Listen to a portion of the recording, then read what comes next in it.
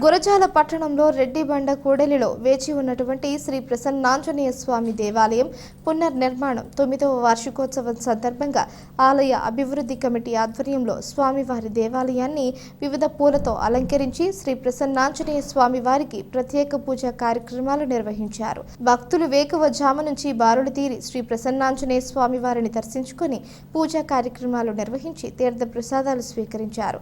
భక్తులకు ఆలయ కమిటీ అభివృద్ధి కమిటీ ఆధ్వర్యంలో మహా అన్నదాన కార్యక్రమం నిర్వహించారు. ఈ కార్యక్రమంలో అధిక సంఖ్యలో భక్తులు పాల్గొన్నారు.